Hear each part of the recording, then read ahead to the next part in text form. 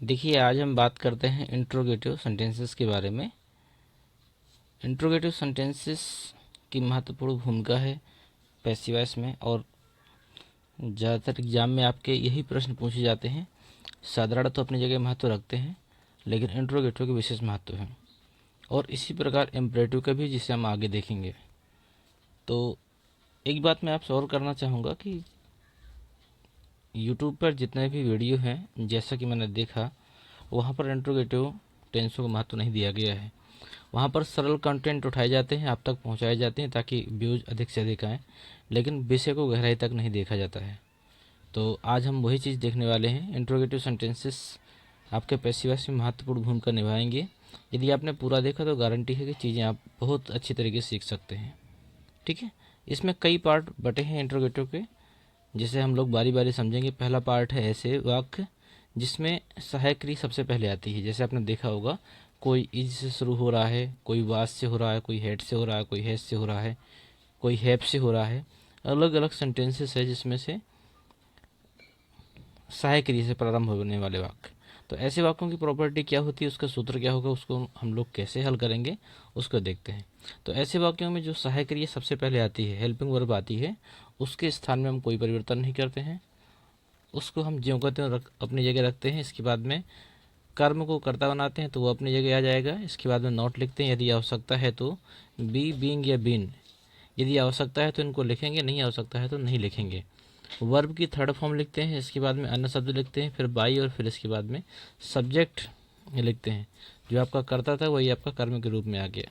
लेकिन ध्यान दीजिएगा, बी का प्रयोग सिर्फ हम वहीं करेंगे जब आपका फ्यूचर इंडेफिनिट का टेंस हो। यदि फ्यूचर इंडेफिनिट नहीं है तो हम बी का प्रयोग नहीं करेंगे। इसी प्रकार जो बीइंग शब्द आया है, BEING, बीइंग का प्रयोग हम लोग वहीं करेंगे जहाँ पर कंटिन्यूस है। और आपको पता है कि प्रेजेंट कंटिन्यूस और पास्ट कंटिन्यूस की पैसिव वॉइस बनती है, लेकिन फ्यूचर की नहीं बनती है। तो हम फ्यूचर का नाम ही नहीं लेंगे। प्रेजेंट और पास्ट में यदि कंटिन्यूस का वाक्य है तो हम बीइंग लगाएंगे, नहीं तो हम बीइंग नहीं लगाएंगे। इसी प्रकार प्रेजेंट, पास्ट और फ्यूचर तीनों के परफेक्ट टेंस की पैसिव वॉइस बनती है। तो यदि ये टेंस आपको दिखाई दे जाए तो आप बिना सोचे उसमें बीन का प्रयोग कर सकते हैं, BEEN। वहाँ पर बी और बीइंग नहीं लगाएंगे। यदि वाक्य नकारात्मक है तो नोट का प्रयोग करना है, और नहीं है तो नहीं करना है। पहला वाक्य हम लोग देखते हैं। जैसे लिखा है, you have written the letter. तो आप देखकर समझ गए कि हैज, हैव का प्रयोग सिर्फ प्रेजेंट परफेक्ट में होता है, और यदि ये आ जाता है तो फिर हम लोग बीन का प्रयोग करेंगे। इसको आप बनाएंगे तो बनेगा, has the letter been written by you. क्योंकि एक वचन है द लेटर, तो इसके लिए हैज आ गया, और इस टेंस के पैसिव वॉइस में बीन का प्रयोग करते हैं तो BEEN लगा दिया, और रिटन आपके थर्ड फॉर्म में ज्यों का त्यों आ जाएगी, इसी के साथ बाय यू आ जाएगा। ये आपका पैसिव वॉइस हो गया। दूसरा वाक्य देखते हैं कंटिन्यूस का। जैसा कि आपने देखा कि शुरुआत में इज आ गया है, तो देखते ही आप समझ गए कि इज आ गया, तो ये आपका प्रेजेंट कंटिन्यूस का होगा। तो is he not learning his lesson. तो अब हिज लेसन कर्ता बनेगा, और इसके साथ उसका पाठ। वैसे होना चाहिए एक वचन, लेकिन पाठ में कई पाठ भी हो सकते हैं, इसलिए इसको बहुवचन में काउंट किया गया है। तो आपका हो जाएगा, अर्थ his lesson not being learned by him. ये आपका पैसिव वॉइस हो जाएगा। ये दूसरा वाक्य है। इसी प्रकार तीसरा देखते हैं, एक फ्यूचर का भी।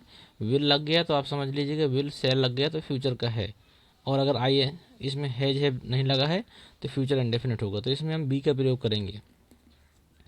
तो will a car be bought by Raju. यहाँ पर बी का प्रयोग हो गया। तो तीनों चीज़ें आप समझ गए कि बी का प्रयोग कब करेंगे, बीइंग का कब करेंगे, और बीन का कब करेंगे। एक नॉर्मल सेंटेंस देख लेते हैं, चौथा नंबर आपका। उसमें आप देख लेंगे कि एक नॉर्मल सेंटेंस को हम नॉर्मल नियम से ही बनाएंगे। जैसे आगे, do you drink milk daily. तो ये आप भी जानते हैं कि प्रेजेंट इंडेफिनिट का वाक्य है। इसमें हम लोग सहायक क्रिया इज, AMR का प्रयोग करते हैं। तो यहाँ पर मिल्क आपका कर्ता बनेगा, तो मिल्क के हिसाब से इज लग जाएगा। Is milk drunk by you daily. अब डेली को आप बाई के पहले डाल दीजिए या फिर बाई के बाद डाल दीजिए, कोई दिक्कत नहीं है। ये तो था पहला नियम जिसे आपने सीखा। इसके बहुत सारी एक्सरसाइज और भी हैं जिसे हम लोग वीडियो के अंत में दिखाएंगे आपको। अब ये दूसरा है, कुछ वाक्य ऐसे भी होते हैं जिनमें सहायक क्रिया के पहले कुछ प्रश्नवाचक शब्द दिए होते हैं। जैसे वेयर हो गया, व्हाट हो गया, हुज हो गया, बहुत सारे नियम ऐसे होते हैं। तो ऐसे सेंटेंस जिसमें WH फैमिली के सदस्य सबसे पहले पाए जाएं सेंटेंस में, उनके लिए कुछ जो नियम काम करेगा उसको हम देख लेते हैं। इसमें सबसे पहले जो शब्द पाया जाएगा, कोई भी प्रश्नवाचक शब्द, उसके स्थान में कोई परिवर्तन नहीं करेंगे, उसके रूप में कोई परिवर्तन नहीं करेंगे। इसके बाद में वाक्य की जो भी प्रॉपर्टी होगी उसके हिसाब से हेल्पिंग वर्ब लगेगी। फिर कर्म को कर्ता बना देंगे। अगर नॉट दिया है तो नॉट लगाएंगे, नहीं दिया है तो नहीं लगाएंगे। बी, बीइंग या बीन में से कोई एक शब्द रखेंगे अगर आवश्यकता है तो, नहीं आवश्यकता है तो नहीं रखेंगे। वर्ब की थर्ड फॉर्म अन्य शब्द, और इसके बाद बाई, इसके बाद सब्जेक्ट और प्रश्नवाचक चिन्ह लगा देंगे। देखते हैं एक वाक्य इसका। Why did you eat the mango, why did you eat the mango. तो यहाँ पर व्हाई जो है WH फैमिली का ही सदस्य है, इसके स्थान में कोई परिवर्तन नहीं करेंगे। इसके बाद was the mango eaten by you. देखता है आपने, केवल व्हाई के बाद में जो भी वाक्य था इसको हमने पहले नियम के हिसाब से बना दिए पूरा, इसके स्थान में कोई परिवर्तन नहीं करेंगे। तो इसी प्रकार आप इस नियम के सारे वाक्यों को बनाएंगे। ओके, तीसरा देखिए, कुछ सेंटेंस आपको ऐसे भी देखने को मिल सकते हैं जिसमें से हाउ मच या हाउ मैनी देखने को मिल जाए। ऐसे वक्त थोड़ा सा कठिन होते हैं और 99% गारंटी है कि आप में से बहुत से बच्चे ऐसे होंगे जिनसे ये वाक्य नहीं बनते होंगे। कैसे बनाए जाएंगे उसको भी आप सीखिएगा। तो हाउ मच या हाउ मैनी के साथ में कोई ना कोई नाउन या प्रोनाउन आपका अवश्य दिया होता है, और वो जो भी नाउन या प्रोनाउन होगा वो इस वाक्य का होता है कर्म। ठीक है, जैसे आपने हाउ मच वाटर हो गया, हाउ मच मिल्क हो गया, हाउ मैनी बनानाज हो गए। इस तरह से कोई भी शब्द आता है, ये जो नाउन या प्रोनाउन होते हैं ये वाक्य के कर्म होते हैं। और जब हम कर्ता इसको पैसिव वॉइस में बदलेंगे तो इनके स्थान में परिवर्तन नहीं करते, क्योंकि ये शब्द ही आपके कर्ता बन जाते हैं। तो इनको जहाँ रखें वहीं रखा रहने देते हैं, बाकी वाक्य हम बदल देंगे। जैसे एक वाक्य है, how many twice have Rahul taken. तो हाउ मैनी के साथ में ट्वाइस आ गया, तो ट्वाइस क्या है, चाहे नाउन मानिए या फिर प्रोनाउन मान सकते हैं। हैव राहुल टेकन, यहाँ पर राहुल आपका कर्ता है और जो ट्वाइस है वो आपका क्या है, कर्म है। लेकिन हाउ मैंने दिया इसलिए इसके शुरुआत में रखना पड़ेगा। तो how many twice have been taken by Rahul, जो राहुल था वो कर्ता था, उसको हमने कर्म बना दिया, और कर्म तो अपनी जगह पहले से ही रखा हुआ था कर्ता के रूप में। तो इसको हम इस तरह बना देंगे। इसका सूत्र देख लीजिए, सूत्र क्या है। सबसे पहले हाउ मच या हाउ मैनी के प्रयोग करते हैं, फिर नाउन या प्रोनाउन रखते हैं, फिर हेल्पिंग वर्ब रखते हैं, फिर नॉट, फिर बी, बीइंग या बीइंग में से कोई एक, वर्ब की थर्ड फॉर्म बाई, और फिर सब्जेक्ट। इसके बाद में हम लगा देते हैं प्रश्नवाचक चिन्ह। तो ये है सूत्र। तो उम्मीद करते हैं कि सभी बच्चे नोट करते हुए चल रहे होंगे, क्योंकि एक ऐसे नियम है कि हो सकता है आपने ना पढ़े हों, और पढ़े हों तो भी हो सकता समझ में ना आए हों, लेकिन यहाँ गारंटी है कि चीज़ें आपको क्लियर हो जाएंगी। अगला है ऐसे वाक्य। अगला नियम में है ऐसे वाक्य जो व्हिच या हुज से प्रारंभ होते हैं। तो ध्यान दीजिएगा, व्हिच या हुज से जो प्रारंभ होते हैं वाक्य, उन्हें पैसिव वॉइस बनाते समय हम लोग बाई व्हिच या बाई हुज में बदल देते हैं। और ध्यान दीजिएगा, ऐसे वाक्यों के अंत में हम लोग बाई का प्रयोग नहीं करते हैं, और ना ही किसी कर्म को हम लास्ट में रखते हैं। ठीक है, तो बाई का प्रयोग दोबारा नहीं कर सकते हैं, इसलिए इसका जो भी सूत्र बनेगा देख लेते हैं इसका।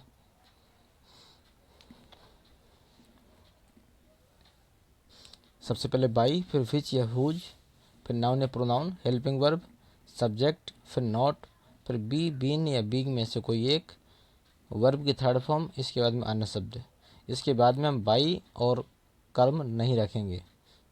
ठीक है, तो इस प्रकार ये हुआ सूत्र। इसके कुछ एग्जाम्पल देख लेते हैं जिससे आपको और क्लियर हो जाएगा। जैसे पहला है, which girl beat him on Monday. तो व्हिच गर्ल को हम कर देंगे बाई व्हिच गर्ल। तो बाई सबसे पहले आएगा, तो बाई लिख दिया हमने, बाई के बाद में व्हिच और फिर इसके बाद गर्ल। ठीक है, तो नाउन प्रोनाउन तक हो गए। इसके बाद हेल्पिंग वर्ब रखेंगे, तो ये आपका सेकेंड फॉर्म यदि हम माने,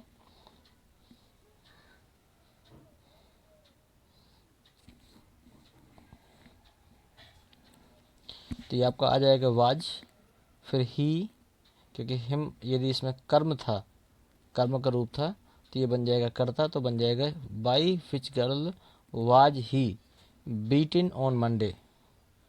तो आपने नाउन या प्रोनाउन लिखा, इसके बाद में हेल्पिंग वर्ब में आपने वाज रखा, इस तरह इस वाक्य को बना सकते हैं। पांचवा नियम क्या कहता है, तो ऐसे प्रश्नवाचक सेंटेंस जो हु से प्रारंभ हो, ये आपका मोस्ट इम्पोर्टेंट है। ऐसे प्रश्न 10वीं और 12वीं के पेपरों में ज़रूर आते हैं।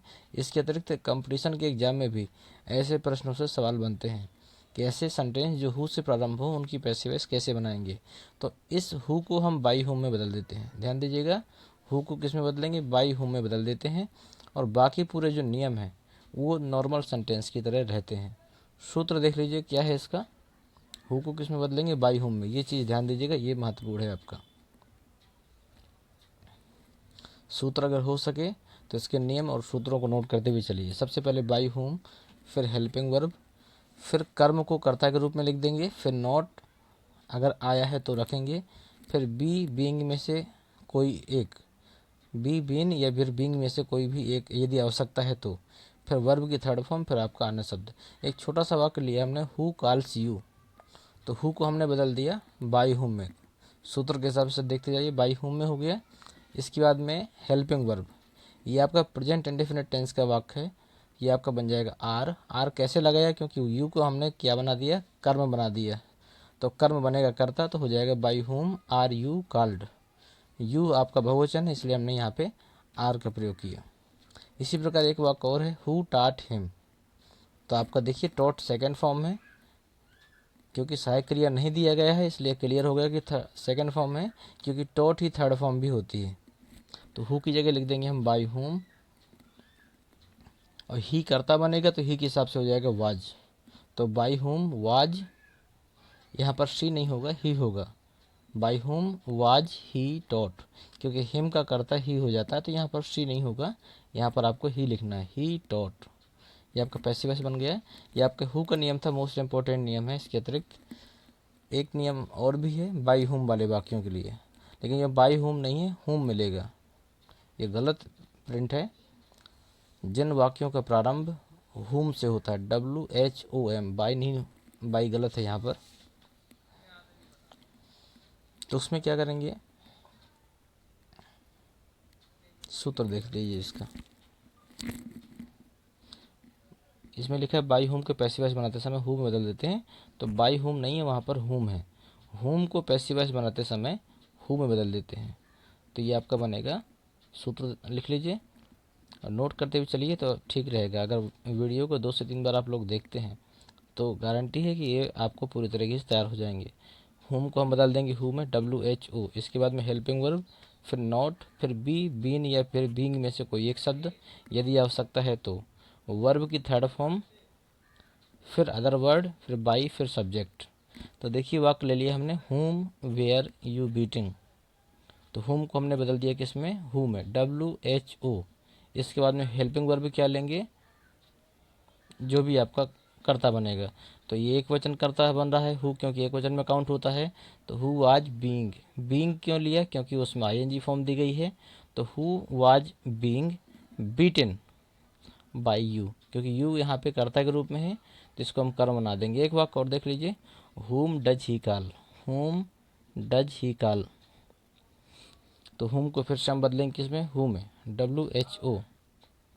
हुम के बाद में आप देखते हैं कि प्रेजेंट इंडेफिनिट का है इसलिए इज लग जाएगा, तो who is called by him.